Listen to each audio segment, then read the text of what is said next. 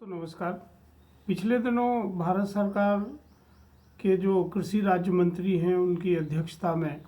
बीज उत्पादक कंपनियों की एक बैठक हुई और बीज उत्पादक कंपनियों ने ये डिमांड रखी कि भारत सरकार को धान फसल में जो हाइब्रिड बीज हैं उनके उपयोग को बढ़ाने में मदद करना चाहिए, क्योंकि आप और हम सभी जानते हैं कि बिना पॉलिसी के और भारत सरकार और राज्य सरकारों की पॉलिसी के बिना किसानों के बीच में बीजों का वितरण या उनके उपयोग को बढ़ाना संभव नहीं होता है। कोई भी प्राइवेट कंपनी इतना ज़्यादा निवेश नहीं कर सकती मार्केटिंग में कि वो सभी किसानों के बीच में अपने बीजों को पॉपुलर करें। इसका क्या कारण है कि संकर बीजों को बढ़ाने के लिए इतना दबाव क्यों बनाया जा रहा है प्राइवेट कंपनियों द्वारा? अगर इसको हम समझें तो धान एक ऐसी फसल है जो भारत में सबसे ज़्यादा क्षेत्रफल पर उगाई जाती है और ये लगभग 44 मिलियन हेक्टर क्षेत्रफल में अभी उगाई जा रही है। पिछले कई दशकों से ख़ासतौर से साउथ ईस्ट एशियन कंट्रीज़ में धान की फसल के ऊपर बहुत सारे रिसर्च किए गए, भारत में भी बहुत सारे रिसर्च किए गए और इसकी वजह से बहुत सारे हाइब्रिड बीज विकसित हुए, जिससे उत्पादन में वृद्धि हुई और क्वालिटी में भी वृद्धि हुई, खासकर एशियाई देशों में। पर अगर हम किसान के दृष्टिकोण से देखें तो संकर बीजों की लागत हमेशा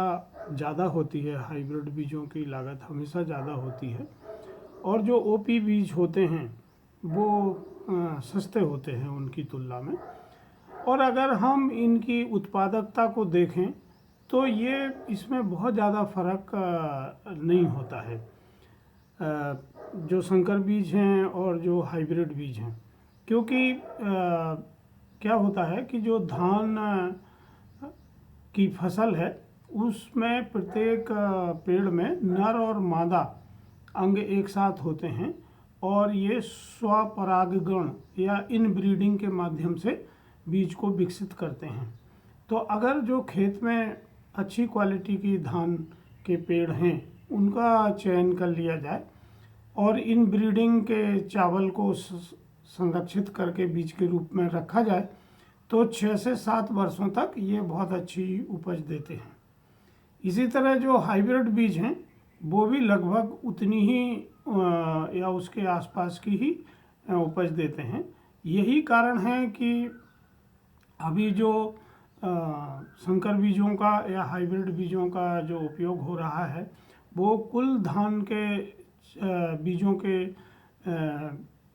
उसमें अगर हम देखें तो 9% बीज ही अभी संकर धान के बोए जाते हैं, जो कुल धान के क्षेत्रफल का 6% होता है। तो ये एक बहुत छोटा क्षेत्र है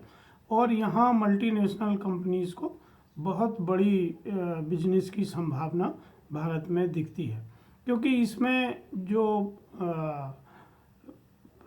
50% से अधिक जो भागीदारी है संकर बीज में वो मल्टीनेशनल कंपनीज़ की ही है। और इसमें जैसे कुछ कंपनी हैं जैसे बायर, मोनसेंटो, ड्यू पॉइंट और सिंजेंटा, जिनकी 50% से अधिक भागीदारी बीज के क्षेत्र में है और इन्हीं कंपनियों के लोग ये लॉबिंग कर रहे हैं कि भारत में संकर बीज की प्रचार को बढ़ाया जाए। आमतौर पर ये देखा जाता है कि किसान अपने बीज स्वयं रखता है और भारत में तो परंपरागत रूप से हजारों तरह के धान के बीज उपलब्ध हैं और जिन्होंने किसानों ने रखा हुआ है, जिनके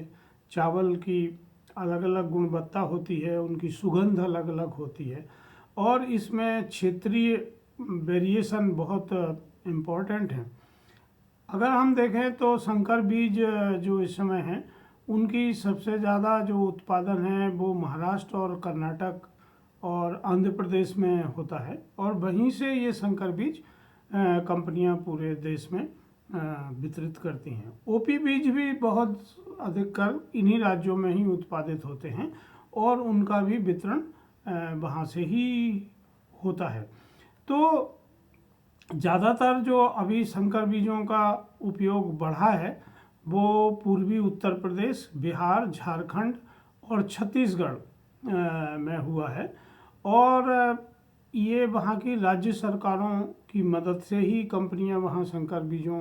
को किसानों तक ले गई हैं। पंजाब और हरियाणा की तुलना में अगर हम देखें तो इन राज्यों की उत्पादकता कम है, क्योंकि पंजाब और हरियाणा में ज़्यादातर जो है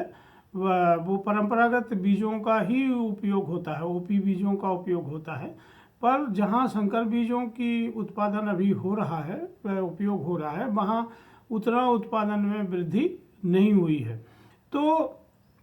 क्योंकि संकर बीजों का जब किसान उपयोग करते हैं तो अकेला ये बीजों का व्यापार नहीं है। संकर बीजों में बहुत ज़्यादा पेस्टिसाइड की ज़रूरत होती है, बहुत ज़्यादा फर्टिलाइज़र की ज़रूरत होती है, बहुत ज़्यादा माइक्रोन्यूट्रिएंट्स की ज़रूरत होती है। और इसका मतलब होता है कि इन सभी उत्पादों को बनाने वाली कंपनियों के बीच में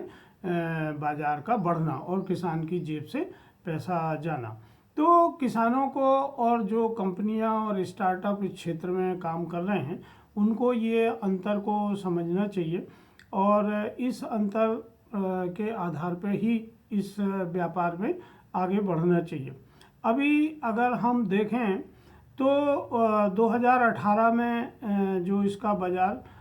4.30 लाख करोड़ रुपए का था बीजों का,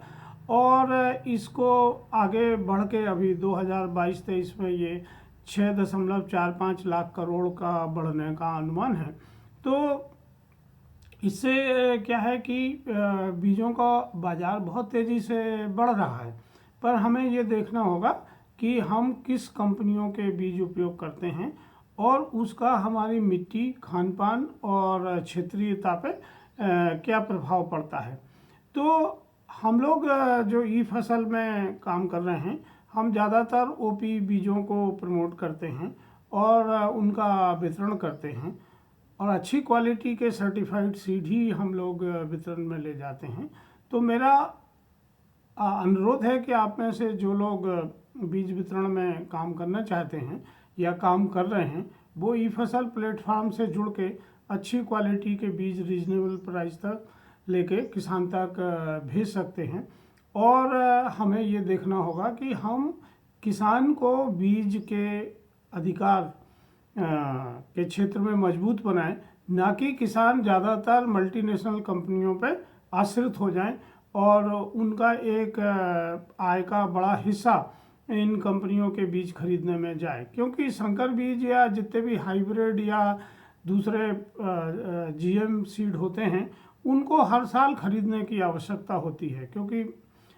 उसमें प्रजनन के जो जीन्स हैं वो टर्मिनेट कर दिए जाते हैं और इसलिए किसान चाह के भी उन बीजों का उपयोग नहीं कर पाते हैं। तो इस बीज के बिजनेस को समझना बहुत ज़रूरी है और जो लोग खेती में और खेती की पॉलिसी पे काम कर रहे हैं उनको भी ये चीज़ें थोड़ा ध्यान से देखने की ज़रूरत है कि हमारे देश की और किसान के हितों का संरक्षण किस तरह के बीजों के वितरण में है। तो आइए हम इस क्षेत्र में अपनी भागीदारी सुनिश्चित करें और ई फसल के साथ मिलकर इस अभियान को आगे बढ़ाएं। धन्यवाद।